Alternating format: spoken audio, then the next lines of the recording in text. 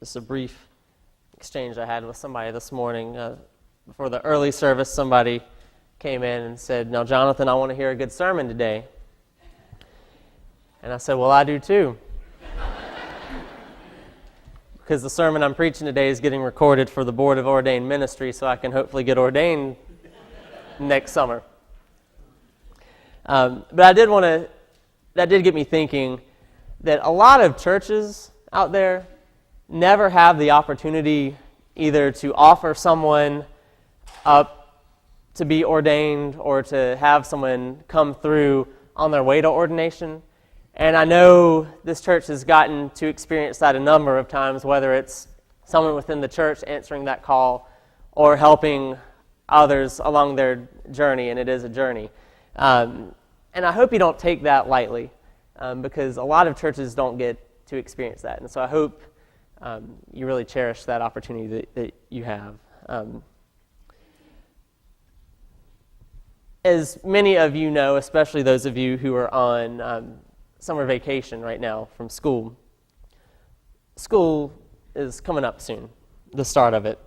And as a student, there was always one day, from the time I started high school all the way through the time I graduated seminary, there was one day that would always get the butterflies going in my stomach. That would make my stomach tighten up into a little knot. And that was the first day. And it wasn't because I didn't like learning. It wasn't because I didn't like getting to see my friends who I hadn't gotten to see in so long. But it had more to do with the following scene, and I'm sure you've all experienced this. But you're sitting in your classroom, first day of school, you're saying hello to everybody who you haven't seen in so long, showing off your tan, in my case, showing off your farmer's tan. And, you're jabbering on and on and on, having a good old time, and then suddenly a hush comes over the room. And you look around the room to figure out what's going on, and you realize that this huge stack of papers stapled together is making its way from desk to desk, and you instantly know that this is the much dreaded course syllabus, right? And so as soon as you get your course syllabus, you start flipping through what seems like hundreds and hundreds of pages, right? And you're going through and looking at all of the assignments that you're going to be responsible for by the end of the semester. And you start mentally tabbing up how many hundreds, if not hundreds of thousands of pages you will be required to read, and you figure out, you do some mental math that you haven't done in a few months over the summer, but you start doing some mental math and you say, well, it takes me 2 or 3 minutes to read each page, and so at that rate it'll take me anywhere from 2 to 3 years probably to complete all the reading just for this class, and that's if I don't stop to use the bathroom or eat or anything like that. And so you leave your first class already feeling really jittery about how am I going to do this, and then you go to your next class and you see how many thousands of math problems you'll need to successfully complete in order to move on, and then you go to your next class and you find out how many research projects you're going to have to do, and then you go to your next class and find out how many science projects you're going to have to do, and you go to your last class of the day, probably band or chorus or something like that, and your only consolation at this point is that, hey, at least I have evenings and weekends to get some of this stuff done, only to find out that you're going to spend just about every evening and weekend at some kind of rehearsal or performance or competition. Even if you're only the least bit conscientious of a student or a person, the butterflies start going in your stomach, thinking about all that you are now responsible for. Your stomach tightens up in a knot. You're maybe even overcome by fear, and may even ask that question, who on earth am I that I could somehow get all of this done in the amount of time that I have to get it done? And I want you to hold on to that feeling in your stomach, because while I hope that our text from Exodus does bring us a degree of comfort and hope, I think if we take that text seriously and think about how much God calls us to do and how much responsibility God entrusts to us, that it should make us maybe a little bit nervous, maybe a little bit overwhelmed, maybe even a little bit frightened as we think of the great things that God has called us to do. So hang on to that feeling in your stomach. There was once a man who was kind of minding his own business, going about his day-to-day life as he always did. He had a wife and a child. He had a good job working for his father-in-law. And so he had a good many responsibilities between family and work. But he also had some other things that took some of his attention away and that he carried with him at all times. For one, he didn't really fit in. He may have felt like he didn't belong. Just some background growing up. He'd grown up with one group of people, but then after he grew up, he moved on to another group of people. And so he didn't really fit into with the people he grew up with anymore. But with that next group of people he'd moved on to, he'd kind of gotten into some trouble and had to leave them, and so they didn't really consider him to be one of their own either. And so he was now living in a third community with a new group of people, and he probably didn't really fit in with them either because he hadn't grown up with them, hadn't gone to school with them, hadn't shared all those same inside jokes and stories with them. And so he probably felt a little bit lost. I imagine that he probably looked around him at his life and thought that that's probably about all that there ever was going to be, not that what he had was bad. But he probably, as he looked ahead into the future, thought that all the most dramatic things that he would go through in his life, that all those things that he would be remembered by and would most define him were probably in his rearview mirror. And it's in the ordinary, day-to-day business of life that Moses encountered God. I imagine some of those words kind of describe us a little bit. We have our everyday routines. We have our work. We have our family. We have our school, whatever it is. And we go about these things probably the same every day as we did the day before. Maybe we're too comfortable or too busy to see much beyond that everyday, day-to-day existence. And yet, in the midst of our day-to-day business, we find ourselves confronted with both the comforting and utterly frightening presence of God, who is right there with us and has always been with us. With the story of the burning bush, I think it's easy a lot of times to just get bogged down in the burning bush, to think, oh, what must that have looked like? Sure, Moses had to be scared. I mean, there was a bush on fire right there. We get caught up in the burning bush. But I think that the greater miracle in the story is probably the fact that the God who Moses encounters at that bush has already been with Moses for years and years and years, watching over him and looking after him. Remember, God doesn't just happen to appear to Moses. Moses and God go way back together. God introduces God's self to Moses and says, Moses, I am the God of your father, the God of Abraham, the God of Isaac, and the God of Jacob.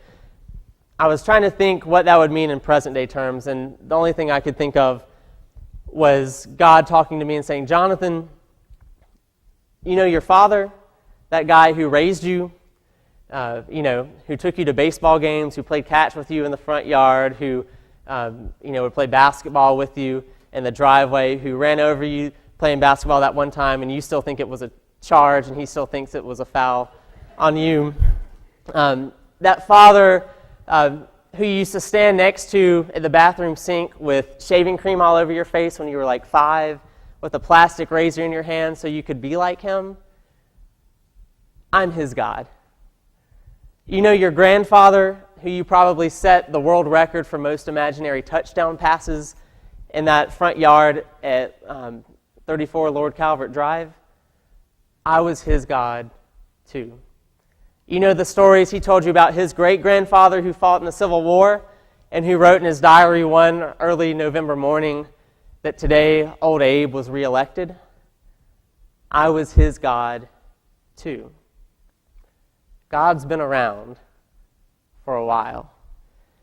I was thinking about, in our own church's terms, that we could say that the God who is with this church now and is moving in this church and who is looking after this church in the next 75 years of ministry and beyond, that very same God has been with us, moving among us for the past 75 years and really way back before then. The God who confronted and called Moses and who confronts and calls us today is not new on the scene, but has been with us and has been with all of those people who came before us for a long, long, long time. Now, just because God has been with us for a long time, though, doesn't mean that God is just relegated to the past. God is here now. It's interesting that in the story, God tells Moses that the ground that he's standing on is holy ground, because I think the more you read the story, the clearer it is that it's God's presence there that makes the ground holy.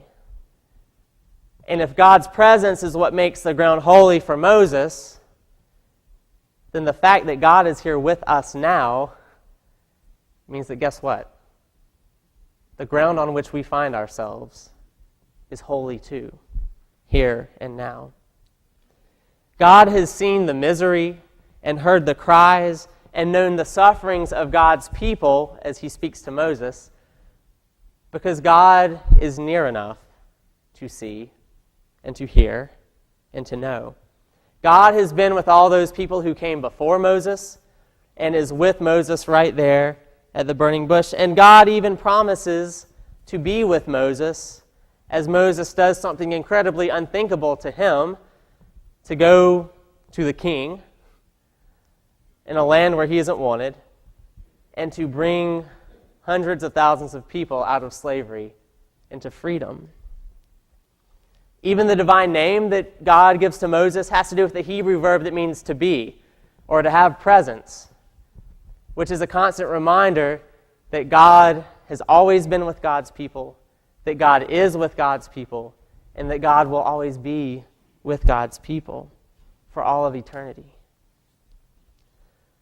Now, the story doesn't just stop there, though, that God is with us. Because God is with us, there are some other things that happen. I imagine that God calls to us out of the midst of a world that sometimes seems like it is burning or on fire as well.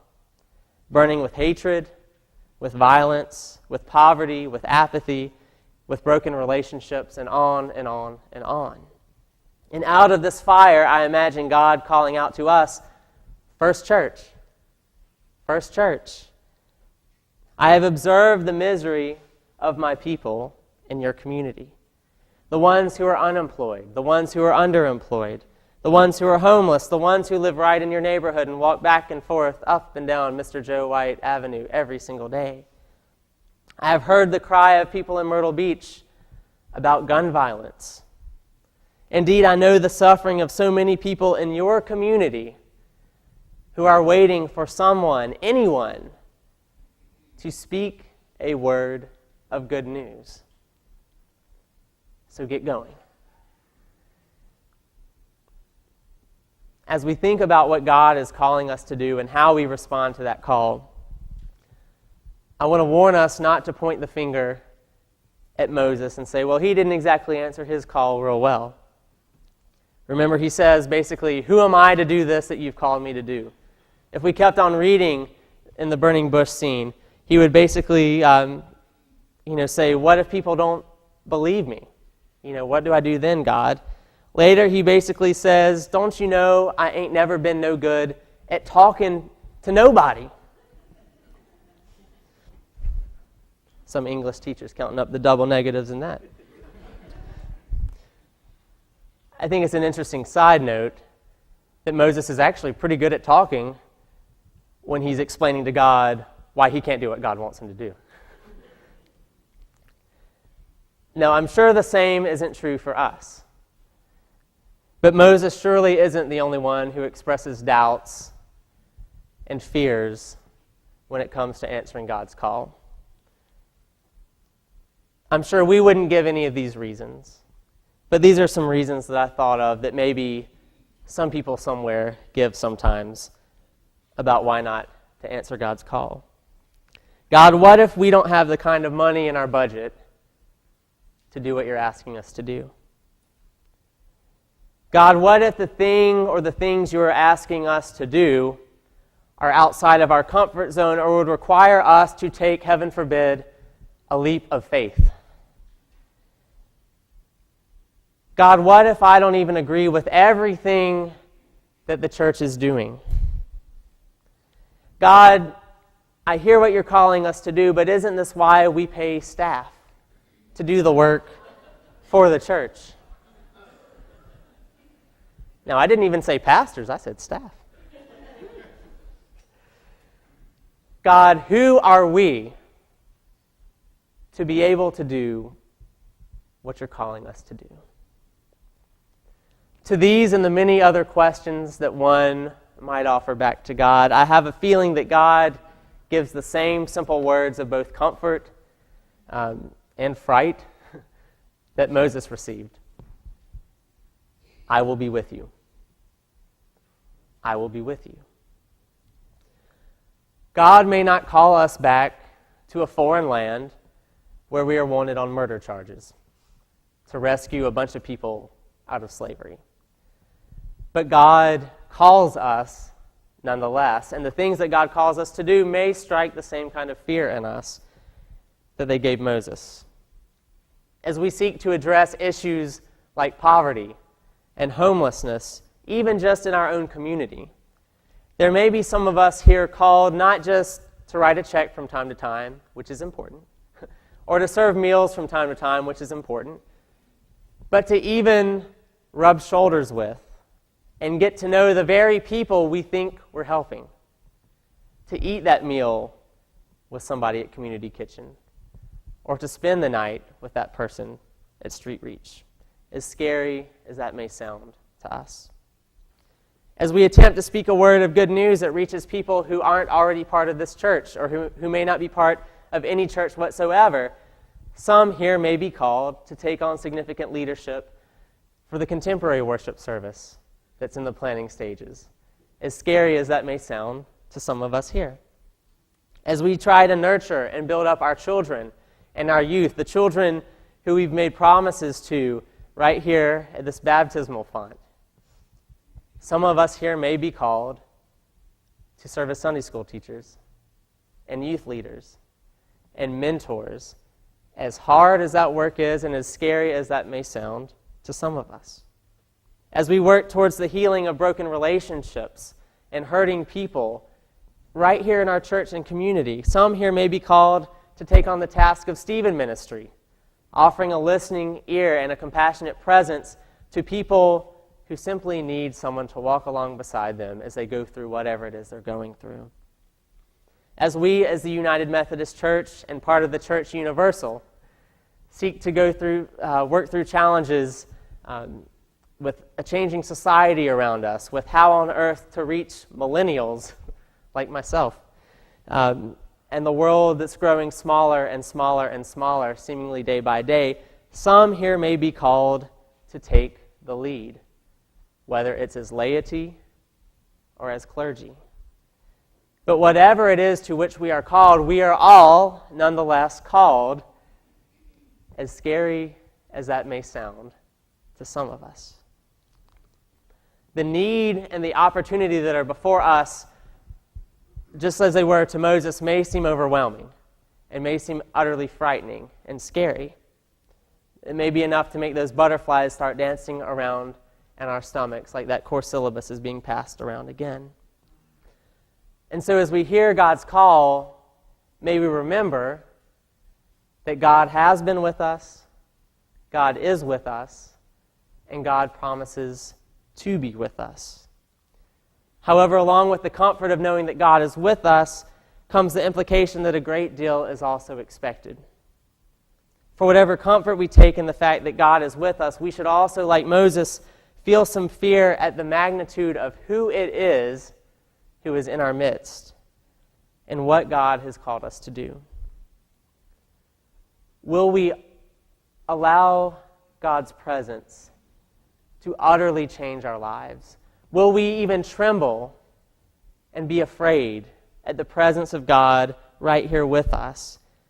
Will we be frightened and shaken and get that tight feeling in our stomachs as we recognize the greatness of what God has entrusted to us and called us to do and to be? Friends, God is here with us. The ground on which our feet rest is holy, because God is here. And from that ground, God calls out to us, First Church. First Church. As scary as it may seem, will we answer, here I am. Here I am. One of the ways that we celebrate God's presence here with us, and indeed come into the presence of God, is through the sacrament of communion. And so I invite you at this time to please open up your hymnals.